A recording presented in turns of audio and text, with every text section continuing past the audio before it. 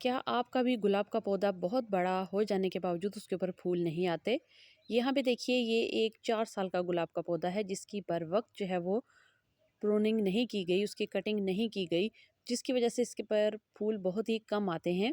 महीने में कभी-कभार 1 आध फूल इसके ऊपर खिल जाता है। जबकि ये देखिए, ये पिछले साल लगाई गई गुलाब की जो कलम है, इसी गुलाब से मैंने ये कलम जो है वो निकाल के लगाई थी। तो इसके ऊपर देखिए आप, ये पूरे हफ़्ते की जो है वीडियो के क्लिप्स मैंने इसके अंदर रिकॉर्ड किए हैं। इसके ऊपर ढेरों फूल आते हैं और डेली के हिसाब से इसके ऊपर जो फूल हैं वो इस तरह से खिलते हैं। तो ऐसा क्यों है, ये मैं आपको बताती हूँ। जब आप बर वक़्त अपने पौधे की कटिंग नहीं करते तो वो मल्टी ब्रांचेज़ में तब्दील नहीं होता।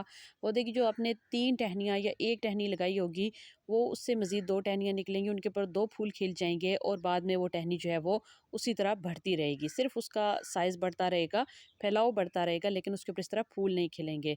तो हर दफ़ा आप ख़िज़ा में कोशिश कीजिए कि अपने गुलाब के पौधों की जो है वो अच्छे तरीके से कटाई कीजिए, ताकि उनके ऊपर बहुत ज़्यादा फ्लावरिंग हो और आपका जो पौधा है वो बहुत ही खूबसूरत लगे। ये जो मैं आपको पौधा दिखा रही हूँ गुलाब का, ये मैंने इसी बड़े वाले गुलाब में से एक कटिंग लेके इसको यहाँ पे लगाया था।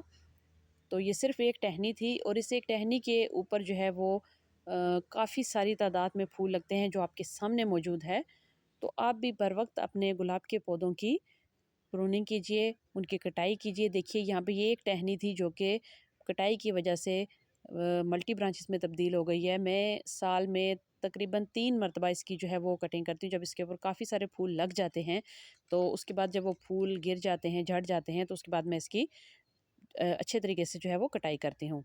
तो आप देख सकते हैं, इसके ऊपर काफ़ी कटाई के बाद जो है वो काफ़ी ज़्यादा तादाद में कलियाँ और फूल आपको दिखाई दे रहे हैं। तो मैंने आपके साथ ये वीडियो शेयर की थी कि जब इस तरह से इसके ऊपर फूल खिल के ख़त्म हो गए थे 2 महीने पहले, तो मैंने इस तरीके से इसके ऊपर से सारी जो हैं वो टहनियाँ काट दी थी। देखिए, यहाँ से जो साइड पे छोटी-छोटी टहनियाँ निकली होती हैं एक्स्ट्रा, जो सकर होते हैं पौधे के, उनको भी आपने काट देना है, ताकि आपका पौधा अच्छे से ग्रो कर सके और वो मल्टी ब्रांचेज़ में तब्दील हो, जिसकी वजह से उसके ऊपर ज़्यादा से ज़्यादा फ्लावरिंग हो, ज़्यादा से ज़्यादा कलियाँ बनें। तो उम्मीद करती हूँ आपको आज की वीडियो अच्छी लगेगी।